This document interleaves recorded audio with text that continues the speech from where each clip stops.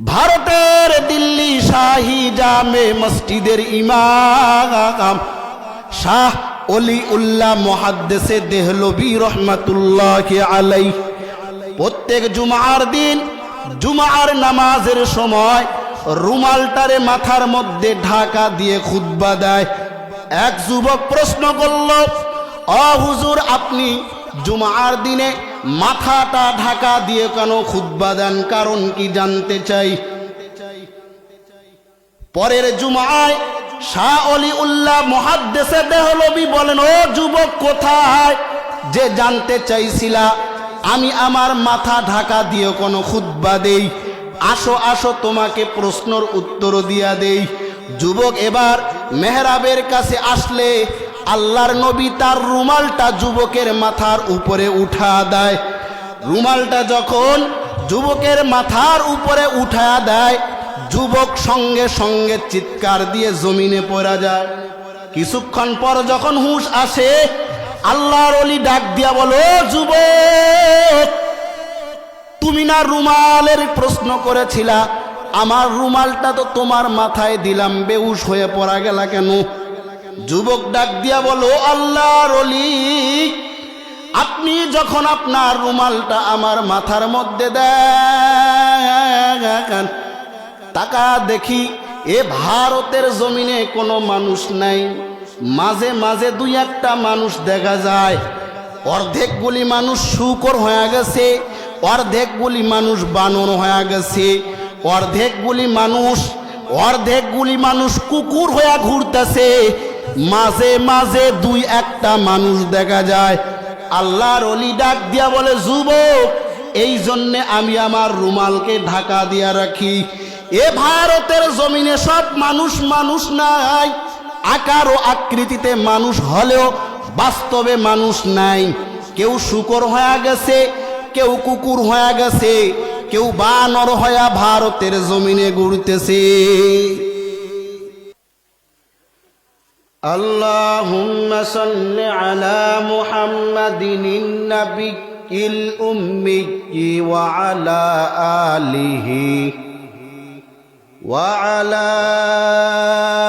আলিহি ওয়া সাল্লিম তাসলিমা। সুবহানাকা লা ইলমা লানা ইল্লা মা আল্লামতানা ইন্নাকা আনতাল আলিমুল হাকীম।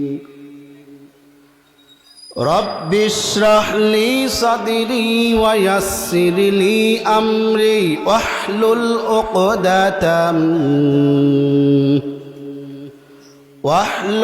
উকদাতাম মিন লিসানি ইয়াফকাহু কওলি।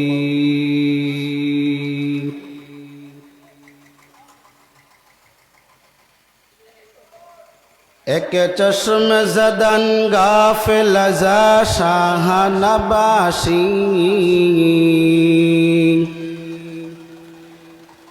এক চশম জদন গাফিল যা শাহ নবাশি, শায়দ কি নিগাহে কুন দাগাহ নবাশি,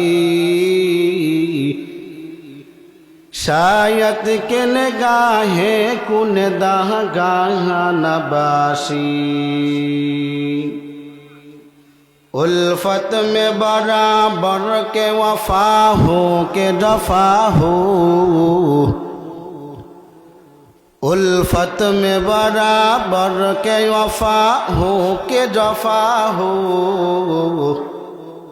हर चीज में लज्जत है अगर दिल में मजा हो, हर चीज में लज्जत है अगर दिल में मजा हो। मकबूल है साज है काबिल तो बहुत है, मकबूल है साज है काबिल तो बहुत है, आईना के मानिंदे तू नहीं दिल तो बहुत है।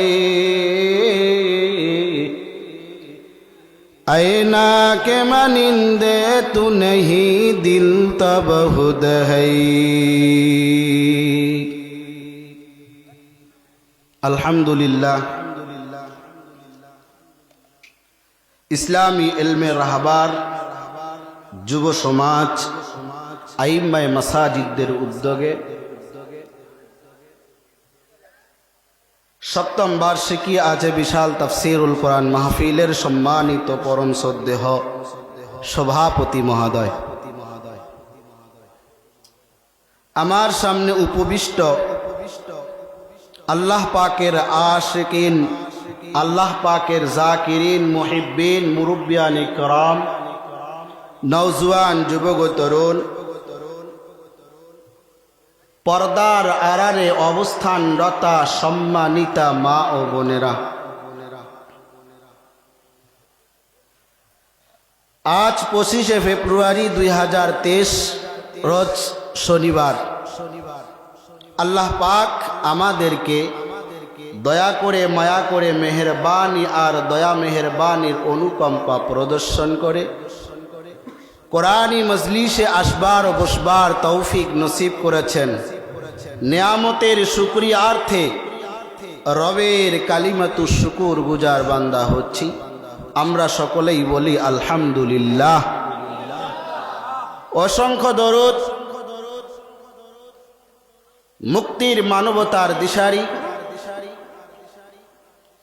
সৈয়দুল আম্বিয়া নবী, সাকিয়ে কৌসার নবী, ইমামুল আম্বিয়া নবী, তাজদারে মদিনা নবী, শফিউল মুজনবিন নবী, নবী মুহাম্মদুর রাসূলুল্লাহ সাল্লাল্লাহু আলাইহি ওয়াসাল্লামের উপর। সম্মানিত উপস্থিতি, এ প্রোগ্রাম 3 দিন ব্যাপী চলবে। এজন্য আজকে দীর্ঘায়িত ও লম্বা করার কোনো সুযোগ নেই, যেহেতু আগামীকালও বয়ান চলবে, পরশু দিনও বয়ান চলবে। আমি সংক্ষিপ্ত আলোচনা পেশ করার জন্য কোরআনে হাকিম থেকে বহুল প্রসিদ্ধ ও মাশহুর একখানা সূরা সূরাতুর রহমানের প্রথম 3 আয়াতে কারিমা তেলাওয়াত করেছি। বিশ্ব নবী, সরকারে দো আলম নবী, ইমামুল আম্বিয়া নবী, তাজদারে মদিনা নবীর অসংখ্য অগণিত অমিয় বাণী হাদিসে মোবারকা থেকে বহুল পাঠিত একখানা হাদিস শরীফ তেলাওয়াত করেছি। সংক্ষিপ্ত আলোচনা করার প্রয়াস চালাবো, আল্লাহ যদি আমাকে তৌফিক দান করে। সম্মানিত উপস্থিতি, আমি সূরাতুর রহমান থেকে প্রথম 3টি আয়াতে কারিমা তেলাওয়াত করেছি। কোনো প্রকার ভূমিকা ছাড়াই সোজাসুজি আমি আমার বয়ানে চলে যাচ্ছি। প্রথম 3টি আয়াতের মধ্যে রব্বে কায়নাত বলেন আর রহমান। আর রহমান হলেন যিনি কোরআন শিখাইলেন, মানুষ বানাইলেন তিনি। হাদিস শরীফে নবী বলেন, আল্লাহ তাআলা যার ভালো চান, যার মঙ্গল চান, যার কল্যাণের ফায়সালা করেন, কেবলমাত্র তাকেই তার দ্বীনের জ্ঞান অর্জিত ও তাফাক্কুহ ফিদ্দীনের জ্ঞান দান করেন। আসেন, আল্লাহ বলেন আর রহমান। আর রহমান হলেন তিনি আল্লামাল কুরআন খলাকাল ইনসান, কোরআন শিখাইলেন, মানুষ বানাইলেন যিনি। একটু মনোযোগ লাগবে। মানুষের সৃষ্টি আগে না কোরআন শিখে আগে?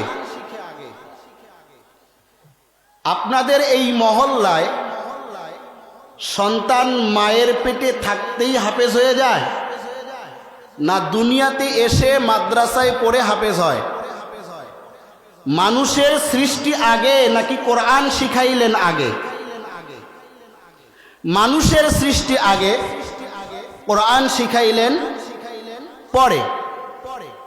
আল্লাহ বলতে গিয়ে বললেন না না না, আমি কোরআন শিখাইলাম আগে, মানুষ বানাইলাম পরে। বহু প্রশ্ন ও জবাব। এর মধ্যে একটি প্রশ্ন হলো যে আল্লাহ আগে মানুষ বানাইছেন পরে কোরআন শিখাইছেন। আমরা তো দেখি আগে আমাদের সন্তানের জন্ম, সন্তানরা আগে দুনিয়াতে আসে, এরপরে কোরআন শিখে। আল্লাহ বলতে গিয়ে উল্টা বললেন কেন যে আমি আগে কোরআন শিখাইলাম পরে মানুষ বানাইলাম? মুফাসসিরিন ইকরামের বহু জবাবের একটি জবাব লিখেছেন, আল্লাহ মুমিনদের ঈমান পরীক্ষা করার জন্য এইভাবে বলেছেন, ও মুমিনের দল, আমি আল্লাহ সোজাভাবে বললে সোজা কথাগুলি আমি আল্লাহর মানবা, একটু বাঁকা করলে মানবা না, একটু উল্টা করে বললে মানবা না। আমি তোমাদের ঈমান পরীক্ষা করলাম, দেখলাম তোমাদের ঈমান কতটুকু মজবুত। আমি আল্লাহ সোজা বললে আমি আল্লাহর সোজা কথাগুলি মানবা, আর আমি আল্লাহ বিপরীত বা উল্টাভাবে কোনো কথা বললে মানবা না। এটা তোমাদের ঈমান পরীক্ষা করার জন্য আমি এইভাবে বললাম। যদি কোনো মানুষ বলে মুমিন আমি আল্লাহর সোজা কথাগুলি মানি, আল্লাহর উল্টা কোনো কথাকে মানি না, 22 হাত পাগড়ি লাগাইয়া মসজিদের ইমামতি করলে তাজা বেঈমান। আর যদি কোনো মুমিন বলে আল্লাহ উল্টা বললেও মানি, আল্লাহ সোজা বললেও মানি, আল্লাহ যেমনে বলে এমনেই মানি, সে যদি গরিব হয়, ইমানের লাইনে দুর্বল হয়, আল্লাহ বলেন সে পাক্কা মুমিন হইয়া মরবে। দ্বিতীয় নাম্বার জবাব, আল্লাহ কেন উল্টা বললেন যে আগে আমি কোরআন শিখাইছি এরপরে মানুষ বানাইছি? এর দ্বিতীয় নাম্বার জবাব, আল্লাহর আদালতে সব মানুষ মানুষ হিসাবে নয়। আল্লাহর আদালতে সব মানুষ মানুষ হিসাবে নয়। আর রহমান আল্লামাল কুরআন খলাকাল ইনসান। রহমান হলেন তিনি, কোরআন শিখাইলেন, মানুষ বানাইলেন যিনি। হে দয়াময় মালিক, আপনি আগে মানুষ বানাইছেন এরপরে কোরআন শিখাইছেন, কিন্তু আপনি বলতে গিয়ে উল্টা বললেন কেন? মুফাসসিরিন ইকরাম উত্তর লেখেন, জমিনে 3 শ্রেণীর মানুষ বসবাস করে। এক শ্রেণীর মানুষ হলো বংশগত মানুষ, আর এক শ্রেণীর মানুষ হলো জন্মগত মানুষ, আর এক শ্রেণীর মানুষ হলো গুণগত মানুষ। এই জমিনে 3 শ্রেণীর মানুষের মধ্যে 2 শ্রেণীর মানুষ যাবে জাহান্নামে, আর এক শ্রেণীর মানুষ যাবে জান্নাতে। এ জমিনে বংশগত মানুষের কোনো দাম নাই, এ জমিনে বংশগত মানুষের কোনো দাম নাই। আদমের গর্ভে জন্ম, আদমের ঔরস থেকে জন্ম হলাম বংশগত মানুষ। আমার বাবার ঔরস থেকে আমি আসছি, আমি হলাম জন্মগত মানুষ। বংশগত মানুষের দাম নাই, জন্মগত মানুষের দাম নাই। জমিনে এক শ্রেণী মানুষের দাম, ওই মানুষটার নাম হলো গুণগত মানুষ। গুণগত মানুষ কারে কয় রে মুমিন? এ মাইকওয়ালা কোম্পানি মাইকটারে বানাইছে আওয়াজ দেওয়ার জন্য। এ মাইক যদি আওয়াজ দেয় সবাই বলে এটা গুণের মাইক, এটা কাজে লাগাও। এ মাইক যদি আওয়াজ না দেয় সবাই বলে এটা গুণের মাইক নয়, এ মাইক ফেলা দাও, এ মাইকের কোনো কাজ নাই। বাতিওয়ালা বাতি বানাইছে আলো দেওয়ার জন্য। বাতি যদি আলো দেয় সবাই বলে এটা গুণের বাতি, ঘরে লাগায়া দাও। এই বাতি যদি আলো না দেয় সবাই বলে এটা গুণের বাতি নয়, এ বাতিরে ফেলায়া দাও। বোঝা গেল বানানেওয়ালা যেই কাজের জন্য বানাইছে বস্তুটা যদি ওই কাজটা দেয় বলা হয় ওই কাজটার ওই গুণ। মাইকওয়ালা কোম্পানি আওয়াজের জন্য বানাইছে, আওয়াজ দিলে বলবে এটা মাইকের গুণ। বাতিওয়ালা কোম্পানি বাতি বানাইছে আলোর জন্য, বাতি যদি আলো দেয় সবাই বলে এটা বাতির গুণ। এরে মুমিনের দল, এবার জানো আল্লাহ তোমারে আমারে কেন বানাইছে। ওমা খলাকতুল জিন্না ওয়াল ইনসা ইল্লা লিয়াবুদুন। মা খলাকতুল জিন্না ওয়াল ইনসি বাখা জুজ ইবাদাত নিস্তে মাকসুদ আয-যাগা। আল্লাহ মুমিনের বিড়ি টানার জন্য বানাইছে, বিড়ি টানার জন্য বানাইছে। আলেমের বিরুদ্ধে লিস্টি করার জন্য বানাইছে, মাহফিলের বিপক্ষে কথা বলার জন্য বানাইছে। না রে মুমিনের দল, আল্লাহ বলেন ও মুমিনের দল, আমি আল্লাহ তোমাদের আমার ইবাদতের জন্য বানাইলাম। আমি আল্লাহর একমাত্র উদ্দেশ্য তোমরা ইবাদত করবা। যারা ইবাদত করবা তারা হবা গুণের মানুষ, আর যারা ইবাদত করবা না তারাদের কোনো গুণ নাই, বেগুনি মানুষ। গুণের মানুষদের দিব জান্নাত, আর বেগুন মানুষগুলারে আমি পাঠাবো জাহান্নাম। মানুষের গুণ কি? কথা বলেন, ইবাদত করা। ইবাদত কারে কয়? সারা দিন রোজা রাখবা, রাতের বেলা সারা রাত ইবাদত করবা, খানা খাবে না, ঘুমাবে না, স্ত্রীর কাছে যাবে না, পানাহারও করবে না, সারা দিন রোজা রাখবে, সারা রাত ইবাদত করবে, এর নাম ইবাদত। না রে মুমিন না, দিনের বেলা রোজা রাখা যেমন ইবাদত, দিনের বেলা রোজা না রাখাটাও ইবাদত। নামাজ পড়া ইবাদত, মাঝে মাঝে নামাজ না পড়াটাও ইবাদত। আজীব মাসালা, নতুন ফতুয়া পাইলাম, নামাজ না পড়াও ইবাদত।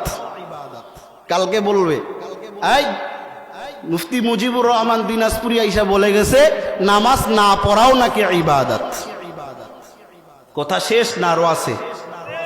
কথা শেষ না আরো আছে?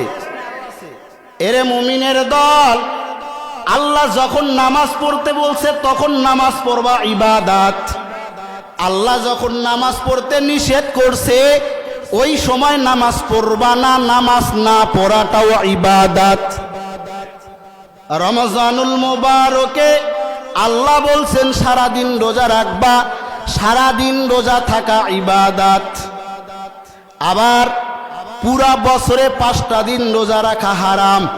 2 ঈদের দিন, ঈদুল আজহার পরের 3 দিন, এই 5 দিনে যদি রোজা রাখো সেটা ইবাদত হবে না, বরং গুনাহ হবে। বুঝেন নাই? তাহলে আল্লাহর হুকুম মানা ইবাদত। নামাজ পড়তে বলছে মুমিন নামাজ পড়ো, এটা ইবাদত। নামাজ পড়তে বলে নাই মুমিন নামাজ পড়বা না, নামাজ না পড়াটাও ইবাদত। রমজানুল মুবারকে রোজা রাখতে বলছে, রোজা রাখা ইবাদত। আবার 5 দিন রোজা রাখা হারাম, ওই 5 দিন রোজা না রাখবা সেটাও হবে ইবাদত। আল্লাহ বলেন আর রহমান, রহমান হলেন তিনি আল্লামাল কুরআন খলাকাল ইনসান, যিনি কোরআন শিখাইলেন, মানুষ বানাইলেন যিনি। এরে মুমিনের দল, এর আরেকটা জবাব হলো আল্লাহর আদালতে সবাই মানুষ নয়। কেউ মানুষ হয়ে দাঁড়াবে, কেউ কুকুর হয়ে দাঁড়াবে, কেউ শুকুর হয়ে দাঁড়াবে, কেউ হিংস্র জানোয়ার হয়ে দাঁড়াবে। রে মুমিনের দল, ভারতের দিল্লি শাহী জামে মসজিদের ইমাম শাহ অলি উল্লাহ মুহাদ্দিসে দেহলভী রহমাতুল্লাহি আলাইহি প্রত্যেক জুমার দিন জুমার নামাজের সময় রুমালটারে মাথার মধ্যে ঢাকা দিয়ে খুতবা দেয়। এক যুবক প্রশ্ন করল, ও হুজুর, আপনি জুমার দিনে মাথাটা ঢাকা দিয়ে কেন খুতবা দেন, কারণ কি জানতে চাই। পরের জুমায় শাহ অলিউল্লাহ মুহাদ্দিসে দেহলভী বলেন, ও যুবক কোথায়, যে জানতে চাইছিলা আমি আমার মাথা ঢাকা দিয়ে কোনো খুতবা দেই, আসো আসো তোমাকে প্রশ্নের উত্তর দিয়া দেই। যুবক এবার মেহরাবের কাছে আসলে আল্লাহর নবী তার রুমালটা যুবকের মাথার উপরে উঠা দেয়। রুমালটা যখন যুবকের মাথার উপরে উঠা দেয়, যুবক সঙ্গে সঙ্গে চিৎকার দিয়ে জমিনে পড়া যায়। কিছুক্ষণ পর যখন হুঁশ আসে, আল্লাহর ওলি ডাক দিয়া বলো, যুবক, তুমি না রুমালের প্রশ্ন করেছিলা, আমার রুমালটা তো তোমার মাথায় দিলাম, বেহুশ হয়ে পড়া গেলা কেন? যুবক ডাক দিয়া বলো, আল্লাহর ওলি, আপনি যখন আপনার রুমালটা আমার মাথার মধ্যে দেন, তাকা দেখি এ ভারতের জমিনে কোনো মানুষ নাই, মাঝে মাঝে দুই একটা মানুষ দেখা যায়। অর্ধেকগুলি মানুষ শূকর হয়ে গেছে, অর্ধেকগুলি মানুষ বানর হয়ে গেছে, অর্ধেকগুলি মানুষ কুকুর হয়ে ঘুরতেছে, মাঝে মাঝে দুই একটা মানুষ দেখা যায়। আল্লাহর ওলি ডাক দিয়া বলে, যুবক, এই জন্যে আমি আমার রুমালকে ঢাকা দিয়া রাখি। এ ভারতের জমিনে সব মানুষ মানুষ নাই, আকার ও আকৃতিতে মানুষ হলেও বাস্তবে মানুষ নাই। কেউ শূকর হয়ে গেছে, কেউ কুকুর হয়ে গেছে, কেউ বানর হয়ে ভারতের জমিনে ঘুরতেছে। আল্লাহর আদালতে সব মানুষ মানুষ নয়। এক শ্রেণীর মানুষ আল্লাহর আদালতে মাপ পাবে, যেটা হবে গুণের মানুষ, বাকি সব শ্রেণীর মানুষ যাবে জাহান্নামে। আল্লাহ বলেন, আর রহমান, আমি আল্লাহ হলাম বড় দয়াময়। কেমন দয়াময় রে মানুষ, সারা জিন্দেগি গুনাহ করছো, গুনাহ করে করে 60টা বছর কাটা দিছো। এরে দিনাজপুরের মানুষ, মনোযোগ দিয়ে কথা শুনবারে ভাই। আল্লাহ বলেন, ও গোলাম, 60টা বছর গুনাহ করে কাটা দিছো, পুরা জিন্দেগি গুনাহ আর গুনাহ, ইবাদতের কোনো নাম ও নিশানা নাই। 60 বছর পর তোমার বুঝে আসছে আমি ভুল করে ফেললাম। কি হলো, আমি তো অন্যায় করলাম। হঠাৎ রাতের বেলা উজু কইরা যায় নামাজ বিছাইয়া 2টা সেজদা দিয়া দেয়, হাত 2টা উঠাইয়া মালিকের কাছে বলে, মালিক, আমার মতো গুনাহগার কেউ নাই। আল্লাহ, সারা জিন্দেগি গুনাহ করে কাটা দিলাম। মালিক রে, আজকে বুঝে আসছে আমি অন্যায় করেছি, অপরাধ করেছি, তুমি আমারে মাফ করে দাও। আল্লাহ বলে, ও মুমিনের দল, তোর চোখের পানি নাকের গোটায় আসার আগেই আমি আল্লাহ তোমার জিন্দেগির গুনাহ মাফ করে দে। পয়গম্বরে মূসার জামানার ঘটনা। এক যুবক এমন কোনো অন্যায় নাই করে নাই, মানুষের বাড়ি ডাকাতি, মানুষের মেয়েকে অন্যায়ভাবে অপহরণ, মানুষের বাড়ি চুরি, রাস্তাঘাটে মানুষের খুন খারাপি, এমন কোনো গুনাহ নাই করে নাই। এলাকার মানুষগুলি সবাই মিলা যুবকটারে হাত পা বান্ধা বস্তার মধ্যে ভৈরা জঙ্গলে ফেলাইয়া দিয়া আসে। সবাই জঙ্গলে ফেলাইয়া দিয়া চলে আসছে। বস্তার মধ্যে যুবক, হাত পা 2টা সব বাঁধা। যুবক এবার চোখের পানি সারে আর মুনিবের কাছে ডাকে, মুনিব, দুনিয়ার মানুষের কাছে অন্যায় করলাম, মানুষের বাড়ি চুরি করলাম, মানুষের বাড়ি ডাকাতি করলাম, রাস্তাঘাটে অন্যায়ভাবে মানুষের উপরে আঘাত আনলাম। ও মুনিব, আজকে তারা আমাকে বস্তার মধ্যে ঢুকাইয়া হাত পা গুলি বান্দা জঙ্গলার মধ্যে দিয়া গেছে। ও মুনিব, আমি বড় অন্যায় করছি, আমি বড় অপরাধী। মুনিব গো, মেহরবানি করে আমার জিন্দেগির গুনাহ মাফ করে দাও।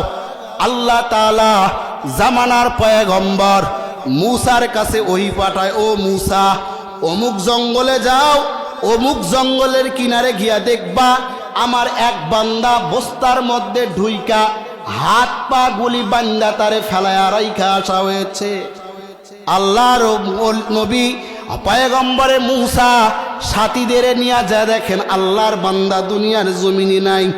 আল্লাহ তাআলা ওহী নাজিল করেন, ও পয়গম্বরে মূসা, আমার বান্দার জানাজা দিয়া নিজ হাতে কবরে রাইখা দাও। আমার বান্দার জিন্দেগির সব গুনাহ আমি আল্লাহ মাফ করে দিয়েছি। আল্লাহ এমন দয়াময়। এই মালিকে আগে কোরআন শিখাইলো, এরপরে মানুষ বানাইলো।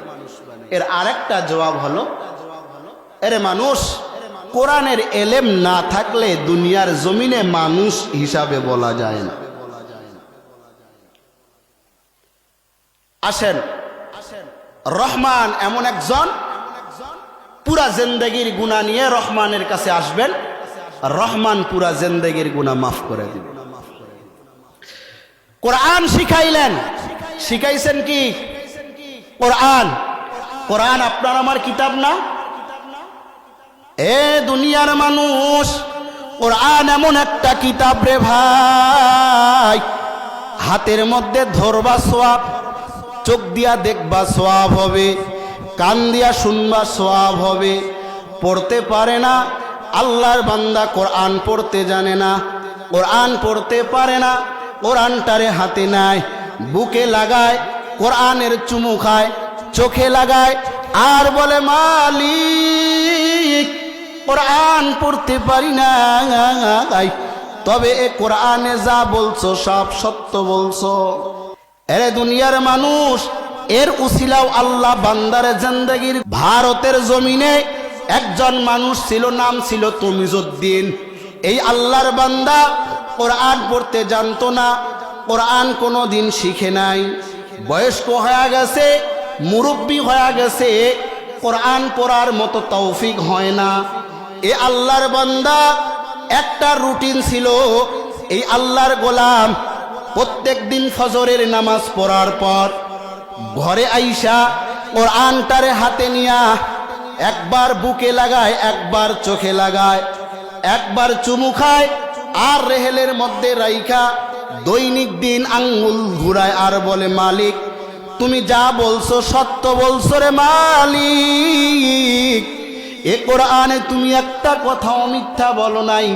আমার পড়ার তৌফিক হয় না, পড়তে পারি না, কিন্তু আল্লাহর বান্দা তার চোখ দিয়ে পানি ঝরা ঝরায়া কোরআনের উপর টপ টপ কইরা পড়া যায়।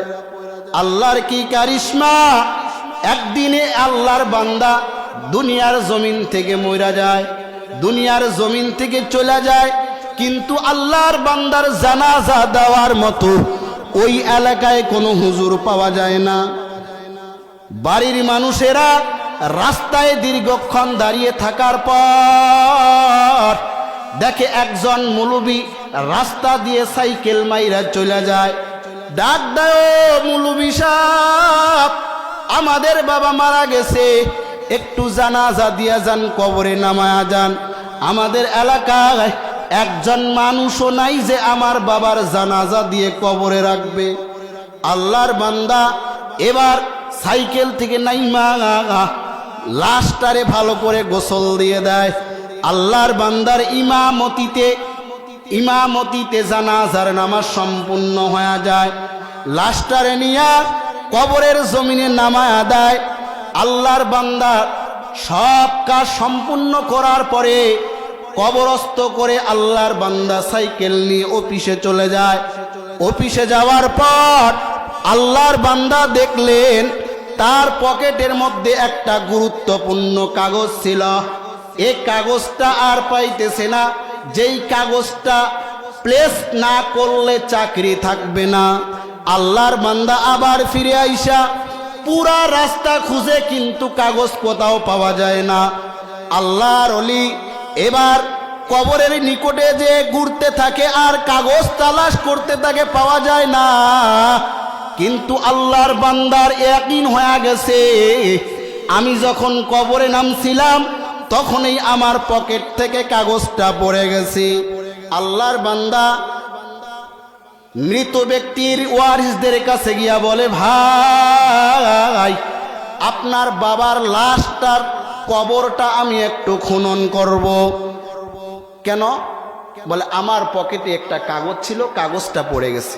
এলাকার মানুষরা বলল, এখনো সময় দীর্ঘায়িত হয় নাই, লাশ ফাটে নাই, ফুটে নাই, অতএব কবর খনন করে দেখা যাইতে পারে কাগজটা আছে কিনা। আল্লাহর বান্দা এবার কবরের এক পাশ থেকে খনন করা শুরু করলো। কবর খনন করে বাঁশগুলি সরানো শুরু করলো। রবের কি কারিশমা হে দিনাজপুরের মানুষ, রবের কি কারিশমা রে ভাই। পুরা কবরটা জান্নাতের বাগান হয়ে গেছে। কবর আর কবর নাই, কবর থেকে জান্নাতের ঘ্রাণ আসা শুরু হয়ে গেছে। আল্লাহর বান্দা তাড়াতাড়ি করে কাগজটা উঠায় নিয়া কবরস্থ করে আল্লাহর বান্দা তাড়াতাড়ি কবরটাকে ঢেকে দেয়।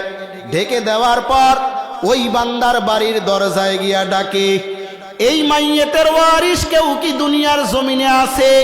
কেউ নাই, কেউ নাই, তবে একটা মেয়ে দুনিয়ার জমিনে বাচ্চা আছে। আল্লাহর বান্দা জানতে চায়, ওরে মা তো ইবাদত করতো, একটু বলবানি? মেয়েটা এবার চোখের পানি ছেড়ে দিয়া কান্দে, চাচা যান, আমার বাবার মতো মূর্খ এই গ্রামে কেউ নাই। আমার বাবা নামাজ পড়তে পারে না, আমার বাবা কোরআন পড়তে জানে না, আমার বাবার কোনো ইবাদত ছিল না। এমনিই মসজিদে যায়, ইমাম যেরকম করে আমার বাবাও সেই রকম করে ঘরে চলে আসে। আল্লাহর ওলি ডাক দিয়া বলে, মা তবে বলো তোমার বাবার আরো কোনো বিশেষ আমল আছে নাকি? মেয়েটা ডাক দিয়া বলে, চাচা যান, আমার বাবার বিশেষ কোনো আমল নাই, তবে আমার বাবাকে দেখছি ফজরের নামাজের পরে বাবা দৈনিক দিন মসজিদে এসে মসজিদ থেকে বাড়িতে আসার পর বাবা ওই যে ঘরের কর্নারে একটা বই উঠানো আছে, এই বইটারে নিয়া মুখে লাগাইতো, বাবায় চুমু দিত, বাবায় চোখে লাগাইতো, বাবা একবার মাথায় রাখতো, বাবা একবার বুকের সঙ্গে রাখতো। আর বাবার দৈনিক দিন একটা আমল ছিল, বাবা এই কোরআনের মধ্যে, বাবা ওই কিতাবটার মধ্যে আঙ্গুল চালাইতো আর বলতো, মালিক এই কিতাবে যা বলছো সত্য বলছো, এ কিতাবে কোনো মিথ্যা নাই, এ কিতাবে কোনো ভুল নাই। মালিক পড়ার তৌফিক হয় নাই, পড়তে পারি না। হাজারো মানুষ পড়ে, মসজিদের ইমামে তেলাওয়াত করে, মালিক ইমামের পিছনে দাঁড়াইয়া কান্দি, কিন্তু এ কিতাব পড়ার তৌফিক হয় না।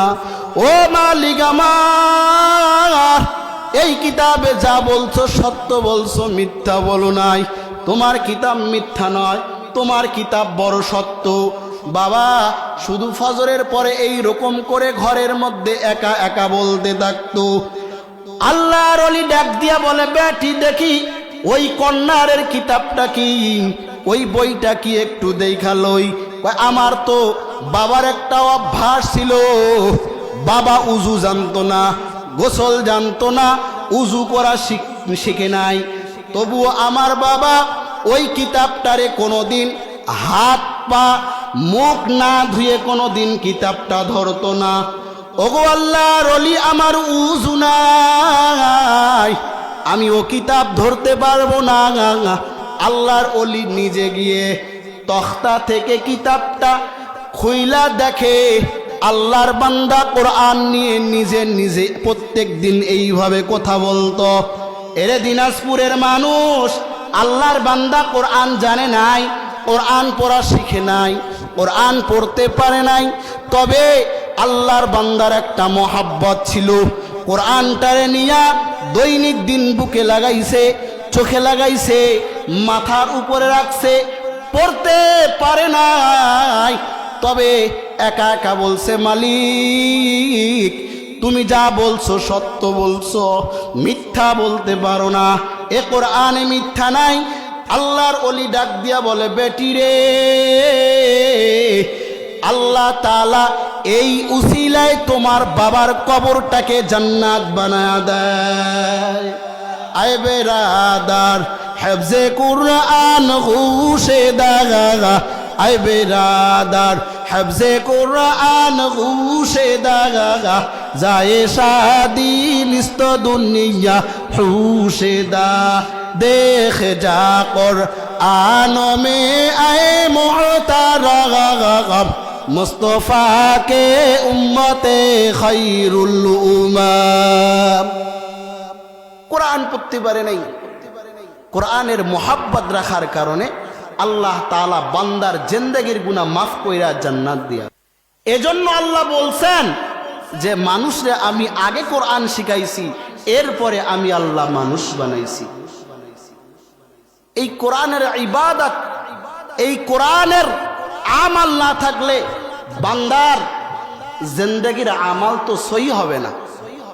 বান্দা সহি করে ইবাদত বানান এমন একটা কিতাব, এই কিতাবের দোহাই দিয়া কেউ যদি বিশ্বাস করে, এই কোরআনকে বিশ্বাস করে কেউ যদি আগুনে লাফ দেয়, তবু আগুন তারে পুড়বে না।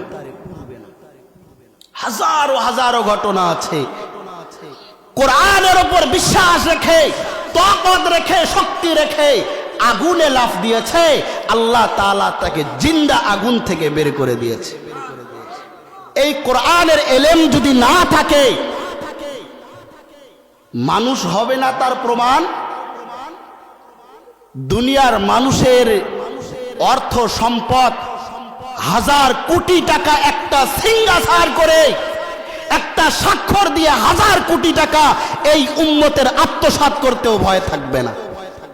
আমরা চোর ধরি না, চোর চোর ধরলে কি করি? পিটানি লাগাই। কি চুরি করছে? মসজিদ থেকে জুতা চুরি করে নিয়ে যায়, ঘর থেকে ছাগল চুরি করে নিয়ে যায়। আরে এই উম্মতে মুসলিমার কোটি কোটি টাকা যারা একটা সিগনেচার দিয়ে, একটা স্বাক্ষর দিয়ে কোটি কোটি টাকাকে আত্মসাৎ করে, যারা নিজের ব্যাংক বাংলাদেশের ব্যাংকে টাকা না রেখে ভিন্ন দেশে টাকার পাহাড় বানিয়েছে, তাদেরকে আমরা চোর বলতে পারি না। তারা চোর নয়, বরং উল্টা বলে এরা চোর নয়, এটা ডিজিটাল বাংলাদেশের কায়দা শিখতেছে। এই কোরআনের শিক্ষা যদি না থাকে, মানুষের দিমাগ থাকবে বটে, কিন্তু এ দিমাগ দিয়ে মানুষ কখনো রবের রুবুবিয়াত, রবের আখিরাতের ভয় তার অন্তরে আসবে না।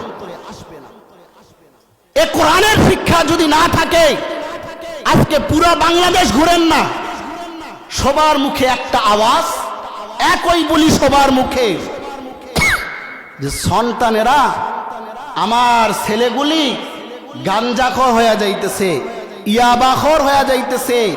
মা সন্তানের কথা শুনে না, বাবা মার কথা সন্তান শুনে না। শুধু তাই নয়, সন্তানের হাতে বাবা মা দৈনিক দিন কত লোক হত্যা হচ্ছে। এদিকে মন দেন। এই কোরআনের ইলম না থাকার কারণে, এই কোরআনের জ্ঞান আর শিক্ষা না থাকার কারণে বাংলার টেকনাফ থেকে তেতুলিয়া পর্যন্ত প্রত্যেকটি ঘরে আপনি খোঁজ নেন, সন্তান নিজের হাত দিয়ে জলম দুখনি মা, যেই মা 10 মাস 10 দিন গর্ভে ধারণ করেছে, এই মায়ের গায়ের উপরেও বাড়ি দিতে দ্বিধাবোধ করে না। এর একটাই কারণ, সন্তানকে কোরআনের শিক্ষা দেয়নি। কোরআন, সন্তান যদি কোরআনের শিক্ষা পাইত, তাহলে কখনোই ওই সন্তান পিতামাতার অবাধ্য সন্তান হইতে পারত না। এটা একটু পার করে দেন।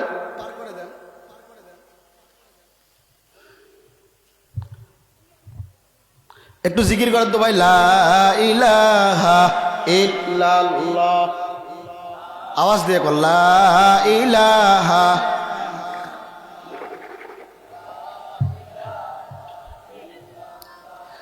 লা ইলাহা ইল্লাল্লাহ, লা ইলাহা ইল্লাল্লাহ, লা ইলাহা ইল্লাল্লাহ, লা ইলাহা ইল্লাল্লাহ, লা ইলাহা ইল্লাল্লাহ, লা ইলাহা ইল্লাল্লাহ, লা ইলাহা ইল্লাল্লাহ, লা ইলাহা ইল্লাল্লাহ, লা ইলাহা ইল্লাল্লাহ মুহাম্মাদুর রাসূলুল্লাহ।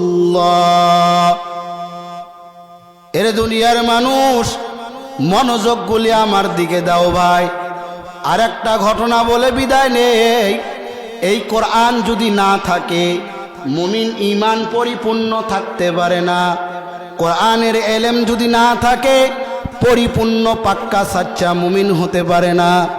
এরে দুনিয়ার মানুষ, আজকে আপনার আমার এলাকা সহ পুরা বাংলাদেশ ঘুরেন না, মা বোনদের নিয়ে কথা হয়, মা বোনদের নিয়ে নানা রকমের কথা হয়, ওয়াজিনে একরাম বয়ান করতে থাকে, পরিবর্তন হয় না। এর এলাকার মা বোন, তোমাদের উদ্দেশ্যে একটা ঘটনা বলে যায়। এর এলাকার মা, মনোযোগ দিয়া শুনবারে মা, তোমার মতো মা কিন্তু ছিল মাস্তা। এই মাস্তা ছিল ফেরাউনের এক দাসীর না। ফেরাউন নিজেকে প্রভু হিসাবে, মালিক হিসাবে দাবি করে। ফেরাউনের ঘরে একটা দাসী ছিল, নাম ছিল তার মাস্তা। ফেরাউন নিজের রব বলে দাবি করে, আমার মতো বড় প্রভু আর দুনিয়াতে কেউ নাই। ফেরাউন একদিন ঘরে ঢুকছে। ফেরাউনের দাসী মাস্তা ফেরাউনের মেয়ের চুল আশ্রাইতেছিল, মাথা চিরুনি করে দিতেছিল। হঠাৎ করে চিরুনিটা জমিনের মধ্যে পড়ে যায়। মাস্তা এবার আল্লাহর নাম নিয়ে চিরুনিটা জমিন থেকে উঠায়, বিসমিল্লাহ বলে। ফেরাউনের মেয়ে ডাক দিয়া বলে, মাস্তা মানিল্লাহ, আল্লাহকে কোন মালিকের নাম নিলা? মাস্তা ডাক দিয়া বলে, ও ফেরাউনের মেয়ে, যেই মালিক তোমার সৃষ্টি করেছে, তোমার বাবারে সৃষ্টি করেছে, আসমান বানাইছে, জমিন বানাইছে, পাহাড় বানাইছে, ওই মালিকের নাম নিলাম। অমনি সময় ফেরাউন ঘরে ঢুইকা যায়। ফেরাউনের মেয়ে বাবার ডাইন হাত ধরে কান্দে আর বলে, বাবা, তুমি যে নিজেরে প্রভু হিসাবে দাবি করো, তুমি কি সত্য প্রভু নও? ফেরাউন ডাক দিয়া বলে, মেয়ে, আমি তো হলাম একমাত্র সত্য এবং বড় আল্লাহ।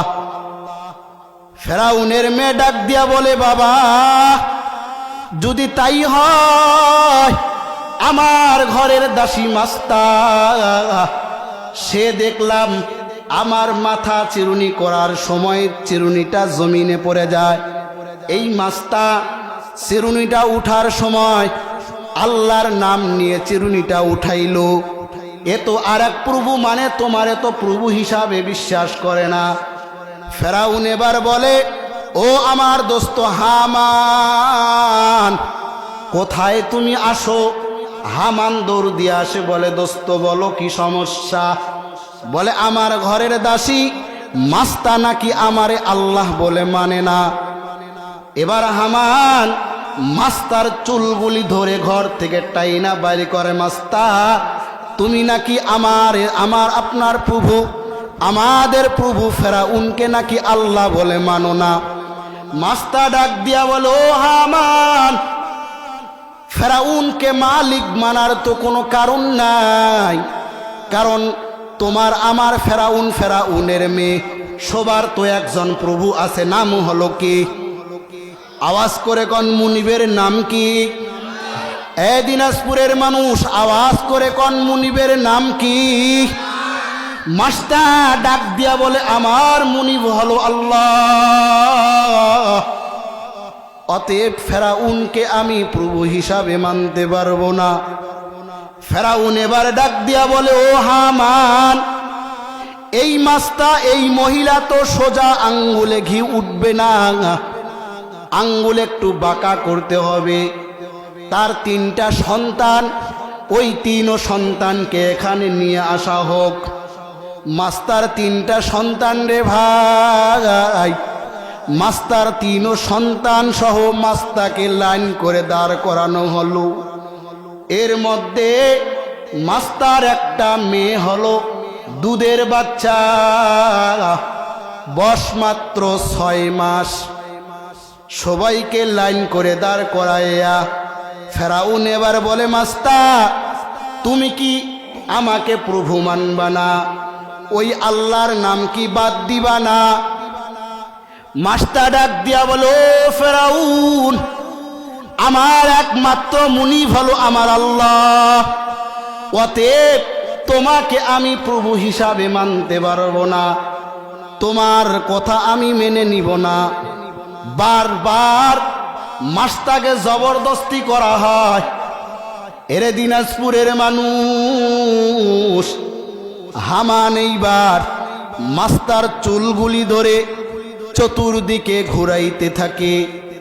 মাস্টার জমিনের মধ্যে হেসরি খায়, শরীরের অঙ্গ পতঙ্গর কাপড়গুলি আস্তে আস্তে খুলে যায়, পুরা শরীরগুলি জমিনের মধ্যে চলতে হেসরে হেসরে চামড়া গুলে উঠে যায়। মাস্টার পুরা শরীর থেকে রক্ত বাইর হওয়া শুরু হয়ে যায়। মাস্টার জবান থেকে শুধু আল্লাহ আল্লাহর জিকির আসে। ফেরাউন ডাক দিয়া বলো, মাস্টার তুমি কি আল্লাহ বলা ছাড়বা না? আমাকে কি তুমি প্রভু হিসাবে মানবা না? মাস্টার বলে, ও ফেরাউন, যত শাস্তি দাও না কেন আমি কিন্তু তোমাকে প্রভু হিসাবে মানতে পারবো না। ফেরাউন ডাক দিয়া বলে, দোস্ত হামান, সোজা কোথায় এ নত হবে না।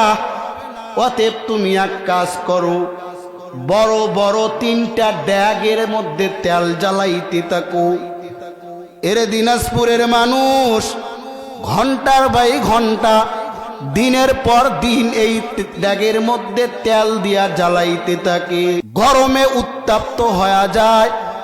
ভাত যেমন সিদ্ধ হয়ে আসলে উতলাইতে থাকে, তেলগুলি নিচের আগুনের তাপে উত্তপ্ত হয়ে উতলানো শুরু হয়ে যায়। ফেরাউন ডাক দিয়া বলে, মাস্টার তুমি কি আল্লাহ বলা ছাড়বা না? মাস্টার ডাক দিয়া বলে, না, কখনো সম্ভব নয়। ফেরাউন ডাক দিয়া বলো, দোস্ত হামান, ওই যে মাস্টার 6 মাসের দুধের বাচ্চাটা দেখতাছো, এই বাচ্চাটারে আমার কাছে নিয়ে আসো। হামান এবার দৌড় দেয় যে মাস্টার কাছ থেকে বাচ্চাটাকে ছিনা আনায়। এরে দিনাজপুরের মানুষ, মা যে সন্তানের জন্য কত কষ্ট করে রে ভাই। মাতৃ দিবস নামে আমাদের বাংলাদেশে একটি দিবস আছে। এই দিবসের শিরোনামে পত্রিকায় একটা ঘটনা আসে। সাগরের মধ্যে জাহাজ পানির ঢেউয়ে চৌচির হয়ে যায়। মা তার দুধের বাচ্চাকে কোলে নিয়ে পানির মধ্যে সাঁতরাইতে থাকে। সাঁতরাইতে সাঁতরাইতে জীবন চলে যাওয়ার উপক্রম। মা এবার সন্তানটাকে ওই অবস্থায়ও পানির উপরে হাত উঠাইয়া সন্তানটাকে ভাসা রাখছে। মালিকের কাছে দোয়া করে, মালিক আমার জীবন চলে যাক, আমার জীবন অনায়াসে চলে যাক।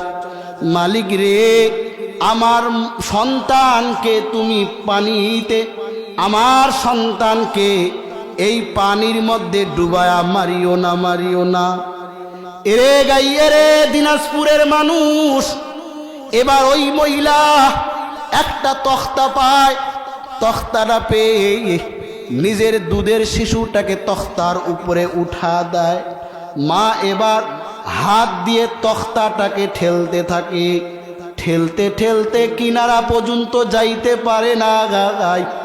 তার আগেই মা দুনিয়ার জমিন থেকে চলে যায়। মাস্টার কাছ থেকে দুধের সন্তানটাকে ছিনায়া নেওয়া হয়। হামান এবার দুধের সন্তানটাকে আইনা ফেরাউনের হাতে দিয়া দেয়। ফেরাউন এবার দুধের বাচ্চাটাকে ড্যাগের উপরে নিয়ে মাস্তাকে বলে, মাস্তা তুমি কি আমাকে প্রভু হিসাবে মানবা না? মাস্তা ডাক দিয়া বলে, ফেরাউন এটা আমার দুধের বাচ্চা, তার তো কোনো গুনাহ নাই, পাপ নাই, তার পাহারাদারি তো ফেরেশতারা করে। ফেরাউন রে, যদি মারতে হয় আমাকে তুই ড্যাগের মধ্যে ফালা দে, আমার বাচ্চাটাকে দিস না। ফেরাউনের চালাচা মুন্ডাগুলি মাস্তাকে রশি লাগা ধরছে, আর ফেরাউন বাচ্চাটাকে ড্যাগের উপরে নিয়ে মাস্তার দিকে তাকা রাখছে। মাস্তা এবার মানুষের তার চেলা চামুন্ডার হাতগুলিকে অতিক্রম করে দুধের বাচ্চার দিকে দৌড়াইতে চায়, কিন্তু পারে না। ফেরাউন শেষ পর্যন্ত দুধের বাচ্চাটাকে ড্যাগের মধ্যে ফেলা দেয়। এরে দিনাজপুরের মানুষ, বাচ্চাটা ড্যাগে পড়ার সঙ্গে সঙ্গেই মাছের মতো ফ্রাই হয়ে যায়। মার চোখ থেকে পানি পড়তে পড়তে রক্ত পড়া শুরু হয়ে গেছে। মালিকের কাছে বলে, মালিক এটা না আমার মাত্র 6 মাসের বাচ্চা, এর তো কোনো গুনাহ নাই, এর তো কোনো পাপ নাই। আল্লাহ, অন্যায় তো আমি করছি, ফেরাউন রে প্রভু মানি নাই। ফেরাউন এবার মাস্টার দ্বিতীয় সন্তানটাকে নিয়ে নেয়। ফেরাউন ডাক দিয়া বলো, মাস্টার বলো আমাকে প্রভু মানবা কিনা? মাস্টার ডাক দিয়া বলে, ফেরাউন আমার দুধের বাচ্চা আগুনে চলে গেছে, আমি তোমাকে প্রভু মানি নাই, আমার এই বাচ্চাও চলে যাবে, আরেকটা আছে এটাও চলে যাবে, তবু আমার মালিক আল্লাহকে বিশ্বাস করছে, ওই মালিকের নাম কখনো ভুলতে পারবো না। ফেরাউন এবার মাস্টার দ্বিতীয় বাচ্চাটাকেও ড্যাগের মধ্যে ফেলা দেয়। বাচ্চাটা সঙ্গে সঙ্গে মাছের মতো ফেরাই হয়ে যায়। তৃতীয় বাচ্চাটাকে ফেরাউন কোলে হাতের মধ্যে নিয়ে নেয়, মাছটাকে শেষবারের মতো ওয়ার্নিং দিয়া দেয়, ও মাস্তা বলো আমাকে প্রভু মানবা কিনা? মাস্তা ডাক দিয়া বলে, ফেরাউন আমার প্রথম বাচ্চা গেছে, আমি মা আমার জবান থেকে আল্লাহর নাম বলি নাই। দ্বিতীয় বাচ্চা গেছে, আমি মা দ্বিতীয় সন্তান ড্যাগের মধ্যে গেছে, আমার প্রভুর নাম আমি ভুলি নাই।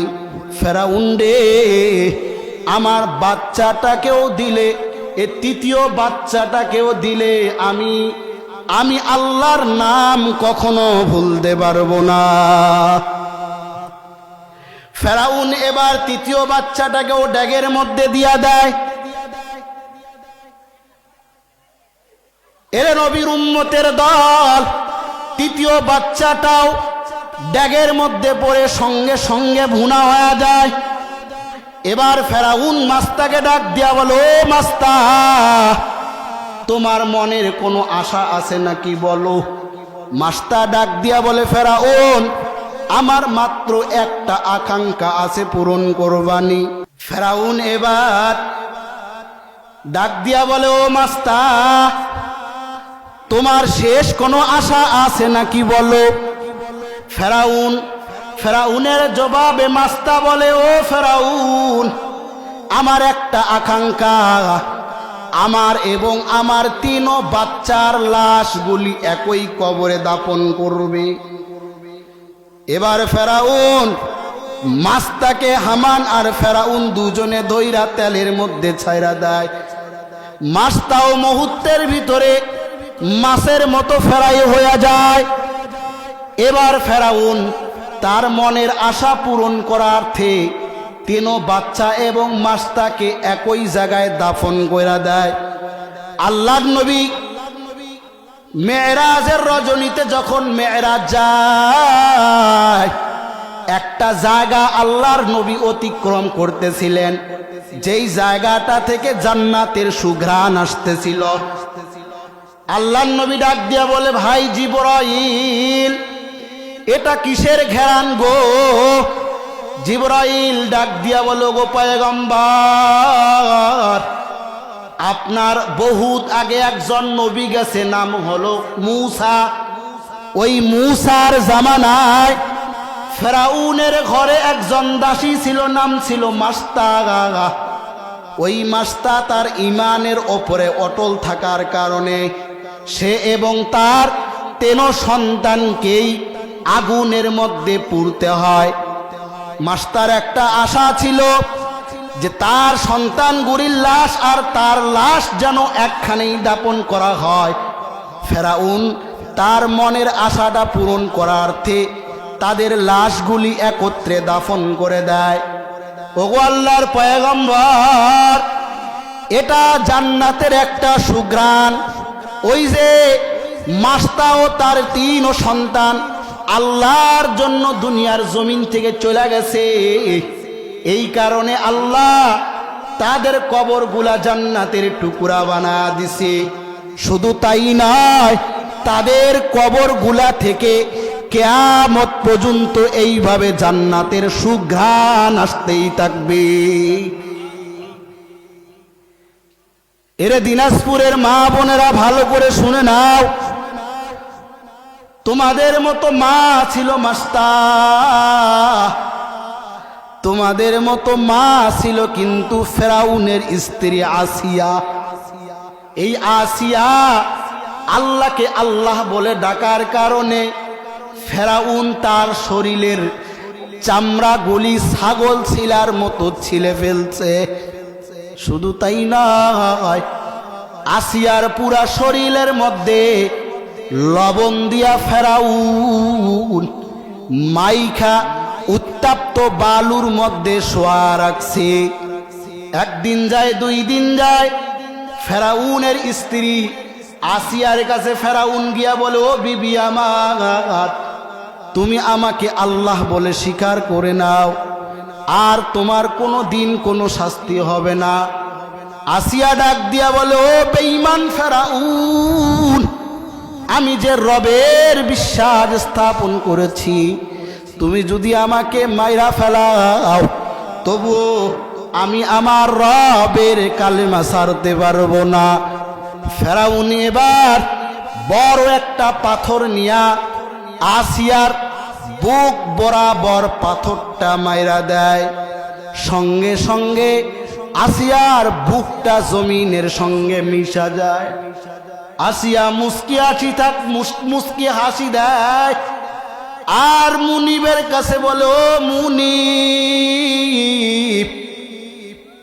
তোমার কালেমার জন্য আমার শেষ নিঃশ্বাস ত্যাগ, তবে মুনিব আমার একটা মনের আশা পূরণ করে দিও।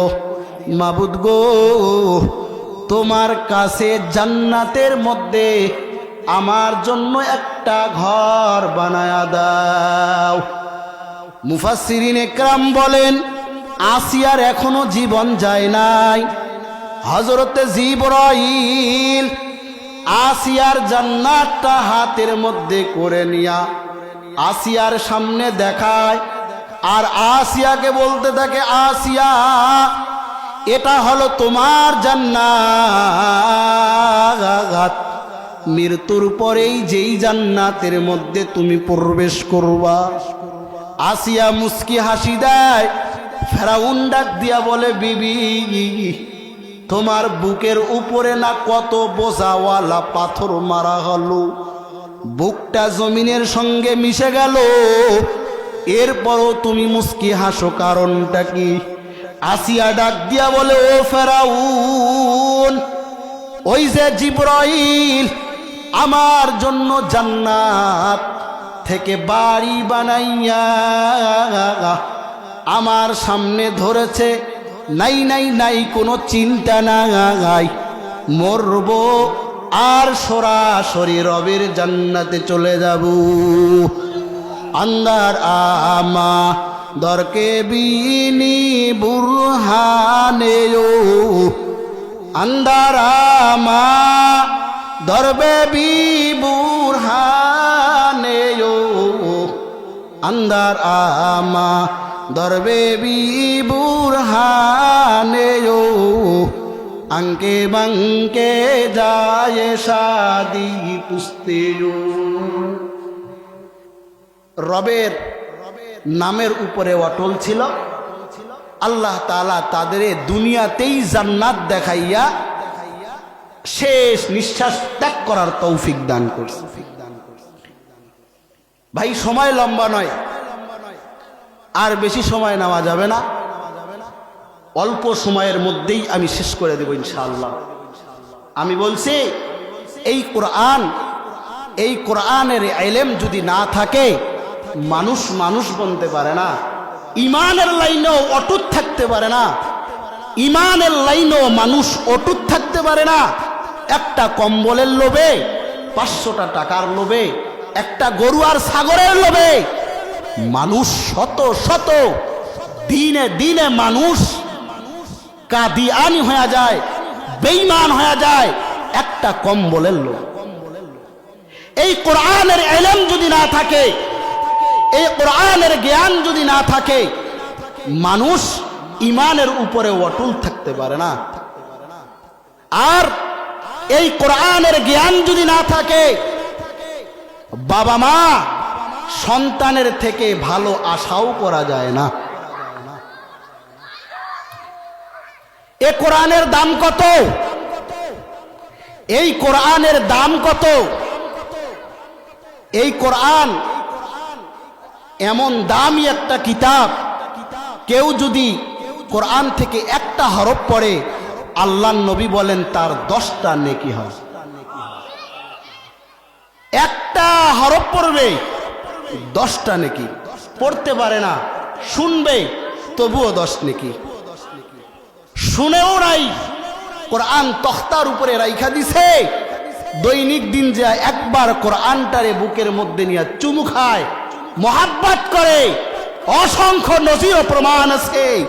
এর কারণে আল্লাহ তাআলা তাকে দুনিয়ার জমিনে ধুয়ে মুছে পাক পবিত্র করে তার নামটা জান্নাতীদের খাতায় লেখা দেয়।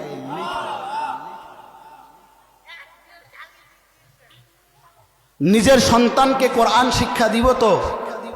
কারা কারা নিজের সন্তানদেরকে কোরআন শিক্ষা দিব? আল্লাহর নবী বলেন, যার ঘরে একটা সন্তান আছে, সন্তানটারে দ্বীনের শিক্ষা দিয়া দাও, কোরআনের শিক্ষা দিয়া দাও, সন্তানটারে হাফেজে কোরআন বানায়া ফেলাও। সন্তান যদি কোরআনের হাফেজ হয়ে যায়, সন্তান যদি কোরআনের হাফেজ বইনা যায়, কিয়ামতের ময়দানে আল্লাহ তাআলা আসমানের যেমন একটা সূর্য আছে, এ কিয়ামতের দিনে আল্লাহ তাআলা এই হাফেজে কোরআনের মা বাবাদেরকে একটা করে মুকুট পরাবে। এ মুকুটের আলো এত হবে, এত হবে, সূর্যের আলোর থেকেও এই হাফেজের মা বাবার মুকুটের আলো বেশি হবে।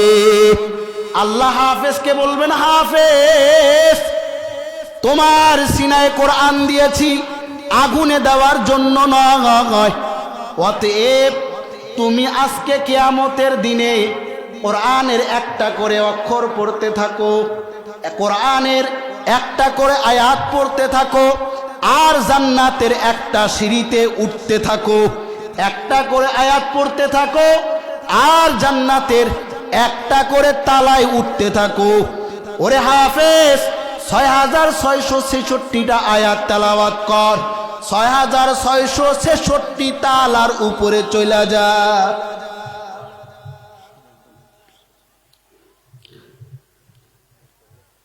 এজন্য সন্তানদেরকে যদি কোরআনের হাফেজ বানানো না যায়, সন্তানরা মা বাবার আনুগত্য হবে না। পুরা বাংলাদেশে একটা স্লোগান, হুজুর সন্তানরা কথা শোনে না, হুজুর সন্তানরা কথা শোনে না।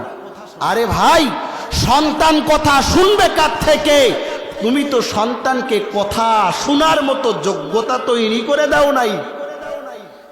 আজ যদি সন্তানটাকে কোরআনের হাফেজ বানাইয়া বড় বড় ডিগ্রি নিতা, ডক্টরের বড় বড় ডিগ্রি নাও বাধা নাই, মুসলমানের সন্তান বৈজ্ঞানিক হবে, মুসলমানের সন্তান বড় ডিগ্রিধারী হবে, বড় ডাক্তার হবে, এটা তো মুসলমানদের গৌরবের বিষয়। তবে সন্তানটাকে ডিগ্রি দেওয়ার আগে হাফেজ বানায়া দাও।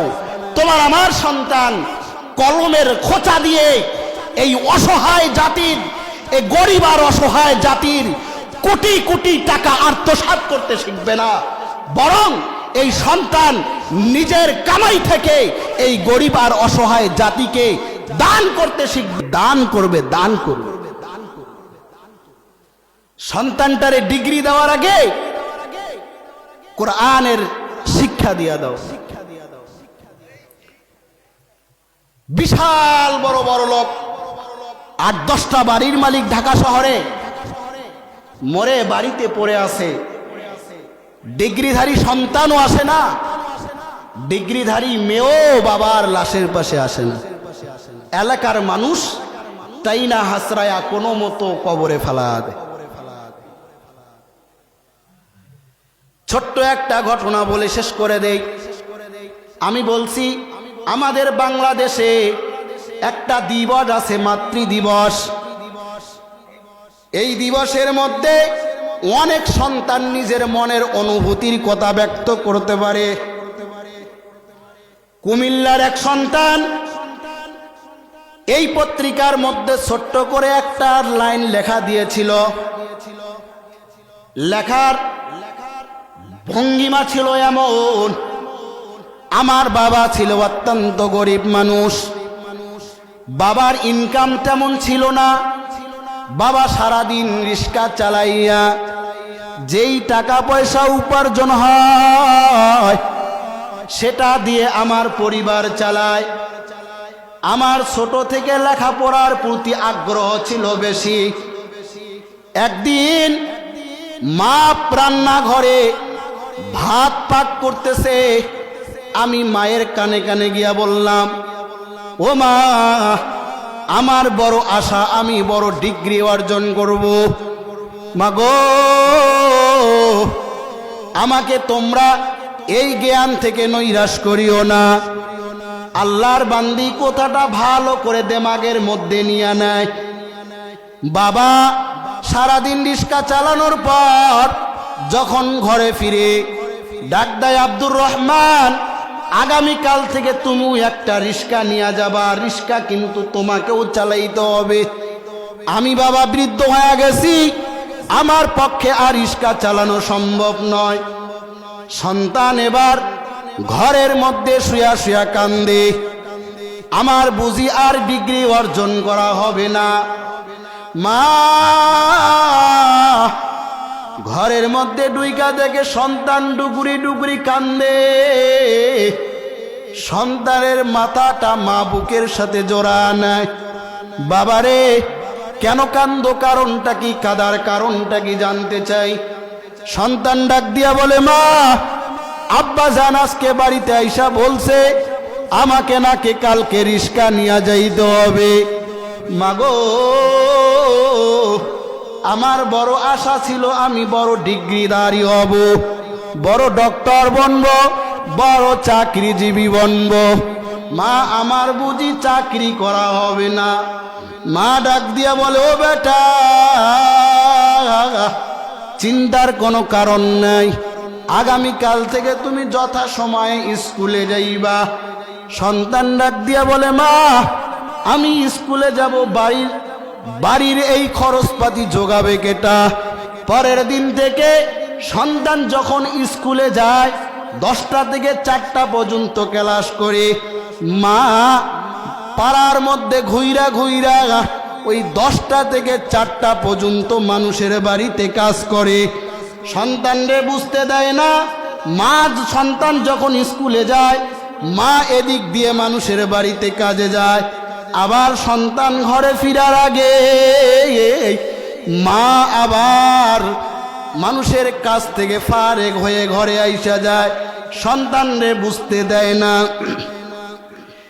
এরে নবীর উম্মতের দল, এইভাবে চলতেছে। সন্তান লেখাপড়া করতে করতে এক পর্যায়ে সন্তান মেট্রিক পরীক্ষার উপক্রম হয়ে গেল। মেট্রিক পরীক্ষা সামনে, এই কারণে সন্তানের ফর্ম ফিল আপ করা লাগবে, কিছু টাকার প্রয়োজন।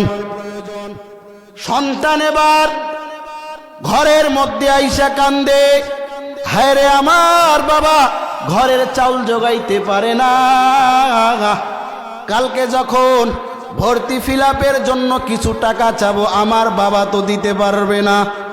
মা ঘরের মধ্যে ডুইকা সন্তানের মাথাটা বুকের সাথে ধইরা কান্দে, বলে, বাবা কি কারণে কান্দো? কান্দার কারণটা কি বাবা জানতে চাই। সন্তান ডাক দিয়া বলে, মা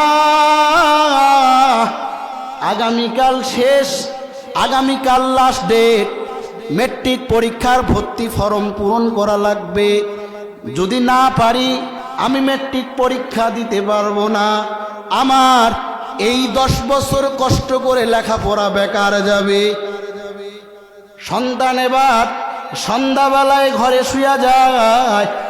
মা রাতের বেলা যায় নামাজ বিছাইয়া রবের কুদরতি পায়ে সেজদা দিয়া হাত দুইটা আসমানের দিকে তুইলা মালিকের কাছে কান্দরে, মালিক আগামীকাল সকালবেলা সন্তান আমার ফাইনাল পরীক্ষার জন্য বাইরে হয়ে যাবে। মালিক গো, কালকে যদি সন্তানের মুখে হাসি ফুটাইতে না পারি, ও মালিক সন্তান যদি কালকে হাসি দিতে না পারে, আমি মা দুনিয়ার জমিনে বেঁচে থাকার কোনো সার্থক হবে না। মালিক গো, তুমি আমার টাকার ব্যবস্থা করে দাও। এমনই সময় হঠাৎ করে মনে আসছে অমুকের বাড়িতে টাকা আছে, আমাকে রাত্রে যাওয়া লাগবে। আল্লাহর বান্দি সন্তানের মুখে হাসি ফুটার জন্য রাতেই অমুকের বাড়িতে চলে যায়। বাড়িওয়ালারে ডাক দেয়, ও বাড়িওয়ালা ভাই, আগামীকাল আমার সন্তান পরীক্ষার ফাইনাল পরীক্ষার জন্য যাবে, কিছু টাকার প্রয়োজন, 1000 টাকা দেন। বাড়িওয়ালা বলে, ও অমুকের বউ, টাকা তো আমার কাছে নাই, তবে একটা বিষয়ে আমি টাকা দিতে পারি, তুমি যদি আমার বাড়িতে 2 মাস কাজ করে দাও। সন্তানের মা ডাক দিয়া বলো, বাড়িওয়ালা ভাই, তবে শর্ত হলো 10টা থেকে 4টা পর্যন্ত 2 মাস কাজ করব। আমার সন্তান 10টার সময় স্কুলে যায়, 4টায় ঘরে ফিরে, এর মাঝখানে আমি তোমার বাড়ির কাজ করব, কিন্তু এর শুরুতেও পারবো না, এর শেষেও পারবো না।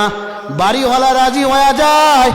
মার কোথায় বাড়িওয়ালা রাজি হয়ে বাড়িওয়ালা 1000 টাকা দিয়া দেয়।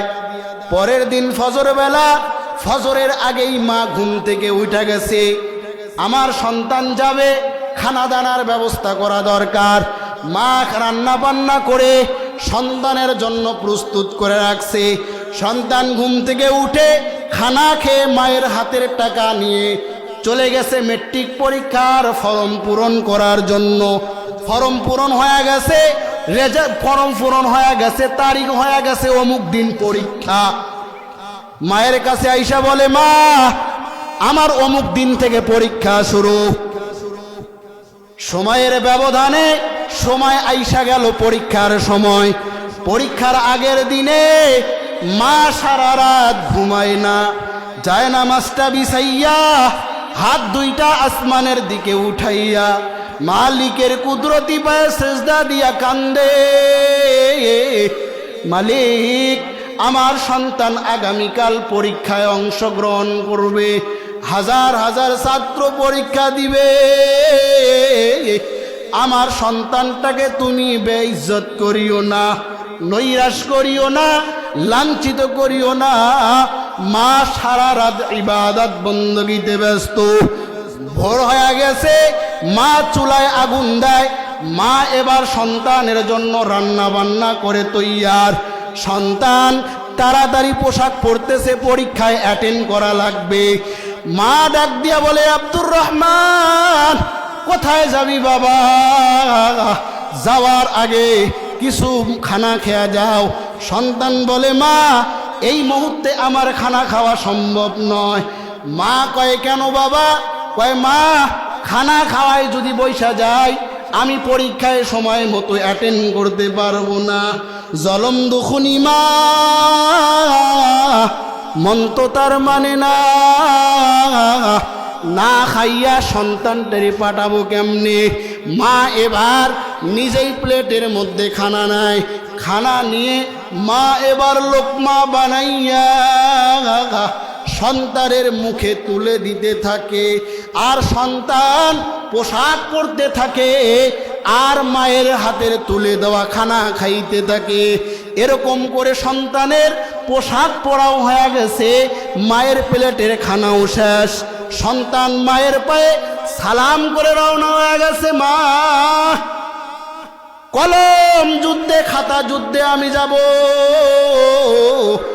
হাজার হাজার ছাত্রর সঙ্গে পরীক্ষা দেব। মাগো তুমি আমারে শেষ দোয়া করা দাও। মা এবার সন্তান রে বুকের মধ্যে টাইনা নিয়া কপালের মধ্যে চুমু দেয়, গালের মধ্যে চুমু দেয়। মা এবার সন্তান রে আদর করতে থাকে। এরে মানুষ, এবার সন্তান পরীক্ষায় হাজির হয়ে গেছে। পরীক্ষা অংশগ্রহণ করার পর লম্বা ইতিহাস সংক্ষেপ করে দিলাম। পরীক্ষা শেষ হয়ে গেছে, সন্তান রেজাল্টের অপেক্ষায়। এদিকে সন্তান পরীক্ষা দেয়, মা মানুষের বাড়িতে ঝাড়ু দেয়, আর দুই চোখ দিয়া পানি ফেলায় আর বলে, মালিক সন্তান রে পরীক্ষার হলে পাঠাইলাম, যদি মানুষের বাড়িতে না আসতাম, বাড়িতে বৈশা বৈশা তোমার কুদরতি পায়ে সেজদা দিয়া দোয়া করতাম। মালিক সন্তান তোমার হাতে সুপর্দ করলাম, তার ফলাফল তোমার হাতে। পরীক্ষা হয়ে গেল, পরীক্ষার রেজাল্ট বাইর হয়ে গেল। সন্তান গোল্ডেন নিয়ে পাশ করছে, ফার্স্ট ডিভিশনে পাশ করছে। মা এবার ডাক দিয়া বলে, বাবা আমরা গরিব মানুষ, আর তোমার পক্ষে লেখাপড়ার সম্ভব নয়, অতএব বাবা তোমাকে চলার মতো তোমার বিদ্যা হয়ে গেছে, ঢাকা শহরে যাও, একটা চাকরির ব্যবস্থা। বিদায় নিয়া বাবার কাছে বিদায় নিয়া ঢাকা শহর আসে।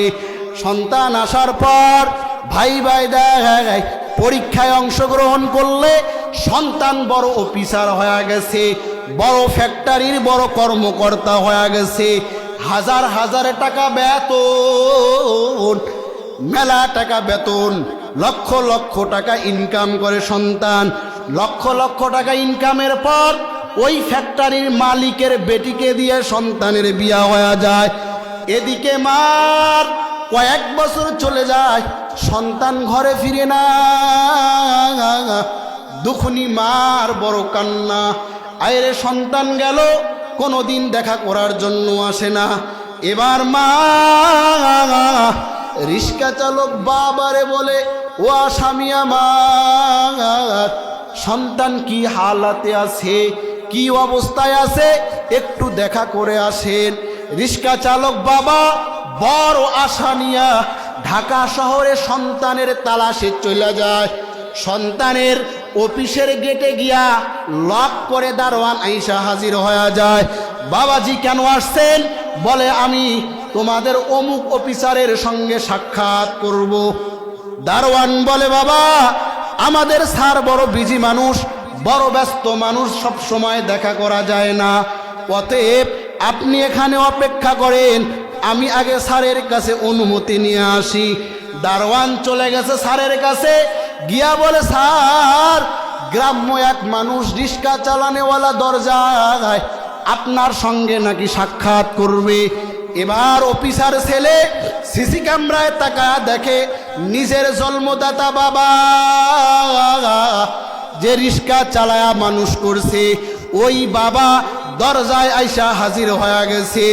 পকেট থেকে 500 টাকা বাইর করে দিয়া দারোয়ানকে বলে যাও বলো যে স্যার অনেক ব্যস্ত মানুষ, এখন দেখা করতে পারবে না। 500 টাকা নিয়ে দারোয়ান গেটে আইসা বাবারে দিয়া কয় ও চাচা স্যার অনেক ব্যস্ত মানুষ, সারাদিন অফিসের কাজকর্ম নিয়ে ব্যস্ত থাকেন, এই মুহূর্তে আপনার সঙ্গে দেখা করতে পারবে না, কিন্তু স্যার আপনারে 500 টাকা দিয়েছে নিয়ে যান। বাবা 500 টাকা হাতের মধ্যে নিয়ে কান্দে, আমি তো বাবা। দারোয়ানকে বলে ও দারোয়ান তোমার স্যারকে গিয়া বলো আমি তোমার স্যারের বাবা। দারোয়ান বলে চাচা আমার স্যারকে বলা লাগবে না, আমার স্যার সিসি ক্যামেরায় আপনাকে দেখছে, দেখার পরেও 500 টাকা দিয়া দিছে, আপনারে 500 টাকা নিয়ে বাড়িতে চলে যাইতে বলছে। বাবা এবারে টাকাটা নেয়, একবারে টাকাটা ফেলা দেয় আর একবারে কুড়ে নেয়, যার জন্য সারাটা জীবন রিক্সা টানলাম। সে সন্তানের দেখা করা ছিল আমার মাকসাদ, যদি সন্তানের সঙ্গে দেখা করতে পারতাম মনটারে ঠান্ডা কইরা তার মায়ের কাছে যে বুঝাইতাম। বাবা টাকাটা ফেলা দিয়া এবার গ্রামের বাড়িতে চলে আসে। লম্বা ইতিহাস সংক্ষিপ্ত করে দিলাম। মা বলে স্বামী কি খবর নিয়ে আসলেন সন্তানের, বলো সন্তান ভালো আছে তো, সন্তানের কোনো রোগ নেই তো? বাবা ডাক দিয়া বলে ও আমার স্ত্রী তোমার সন্তান বিয়ত বড় পিছাগার, লক্ষ লক্ষ টাকার মালিক তোমার সন্তান। মা ডাক দিয়া বলে ও স্বামী সন্তানকে কি ঘরে আসতে বলো নাই? বলে হ্যাঁ সন্তানকে আমি আসতে বলছি, অমুক তারিখের অমুক তারিখ অমুক তারিখে তোমার সন্তান ঘরে আসবে। আল্লাহর কি কারিশমা, 2 দিন পরে বাবার ইন্তেকাল হয়ে যায়। ঘটনা গোড়া আসে, বাবার লাশের খবর শুনছে, সন্তান আসে নাই। দীর্ঘ সময় চলে গেছে। একটা বোন ছিল, নাম ছিল কোহিনূর। এ ছোট্ট বোনটা ভাইয়ের কাছে চিঠি লেখে, বড় ভাই বাবা অমুক তারিখে ইন্তেকাল করছে ভাই, শুধু মা তোমার চিন্তায় চিন্তায় খানা খায় না, মায়ের ওজন কই মারছে, মা বিছনার সঙ্গে শুয়া থাকে, মা সারাদিন কোনো খায় না। ভাই গো অনুরোধ করে বলি একটা বার মাকে দেখা করে যাও।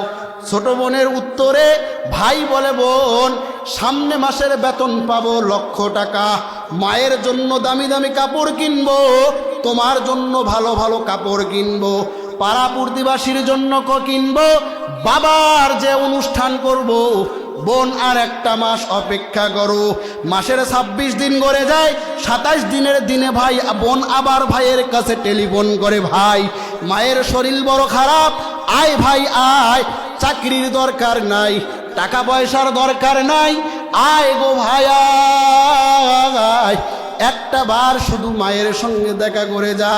সন্তান বলে বোন আর মাত্র 3টা দিন বাকি, অপেক্ষা করো। বোন এদিকে অপেক্ষমান, মা সন্তানের জন্য কাঁদতে কাঁদতে চোখ দুটা বন্ধ হয়ে গেল। এরে নবীর উম্মতের দল, মাস শেষ হয়ে গেল, সন্তান এবার লক্ষ টাকার বেতন উঠাইল। বেতন উঠাইয়া মায়ের জন্য ভালো ভালো শাড়ি কিনলো, দামি দামি কাপড় কিনলো, বোনের জন্য ভালো ভালো শাড়ি আর কাপড় কিনা এবার কুমিল্লার সন্তান রওনা হয়ে গেছে, যাবে বাড়ি। দামি দামি মিষ্টি কিনছে, ঢাকা শহরের দামি দামি মিষ্টি বিরিয়ানি কিনা সন্তান এবার কুমিল্লার উদ্দেশ্যে রওনা। কিন্তু ভাই, সন্তানের গাড়ি যত বাড়ির দিকে যায় কেমন যেন সন্তানের মনটা খারাপ হইতে থাকে। ঘটনার কালে, সময়ের ব্যবধানে সন্তান একেবারে কুমিল্লা শহর পর্যন্ত পৌঁছে যায়। অল্প কিছু পরেই বা আমার বাড়ি। দেখে রিস্কাওয়ালা, ও ভাই রিস্কাওয়ালা, অমুক গ্রামে যাইবানি। হা, যাব কে তুমি? আমি অমুকের সন্তান। তুমি অমুকের সন্তান, উঠো তাড়াতাড়ি আমার রিস্কায় উঠো। এবার রিস্কাওয়ালা নিয়া চাকরিজীবী লক্ষ টাকার বেতন উঠাইয়া সন্তানকে নিয়ে রওনা হয়ে গেছে বাড়ির দিকে। সন্তান লিখতেছে, আমার বাড়ি দেখা যায় এইরকম কাছাকাছি পৌঁছে গেছি। টাকা দেখি আমার বাড়িতে অসংখ্য অগণিত টুপিওয়ালা মানুষ, ঘাড়ের মধ্যে কি যেন একটা খাটনি নিয়া আমার বাড়ির থেকে বাড়ি হয়ে আসতেছে। চলে গেলাম বাড়ির দরজার কিনারায়, জিয়া দেখলাম আমার ছোট বোন কোহিনূর লাশটার পিছনে পাগলির মতো দৌড়াইতেছে আর কাঁদতেছে, বারবার পয়রা যাইতেছে। আমি জিজ্ঞাসা করলাম কারণ কি? ও সন্তান, লক্ষ টাকার চাকরি করো, খবর নাই, কয়দিন আগে তোমার বাবা দুনিয়ার জমিন থেকে চলে গেছে। ওই যে দেখো মা, ওই মায়ের লাশ তোমার বাড়ি থেকে বাইরে হয়ে যাইতেছে। সন্তানের হাত থেকে সবগুলি পড়ে যায়। সন্তান ডাক দিয়া বলে, মা তুই আমার জন্য এত কষ্ট করলা, আর শেষবারের মতো তোমার সাথে সাক্ষাৎ করতে পারলাম না। মারে, আমার চাকরির দরকার নাই, লক্ষ টাকার দরকার নাই। দৌড় দিয়ে চাচি আইসা বলে, বাবা জানিস নি তোমার মার যে চোখ দুইটা বন্ধ হয়ে গেছে, এটা ডাক্তার আজ থেকে 30 বছর আগে বলছিল। সন্তান ডাক দিয়া বলে, চাচি কি কারণে জানতে চাই? বলে, একবার তোমার এমন একটা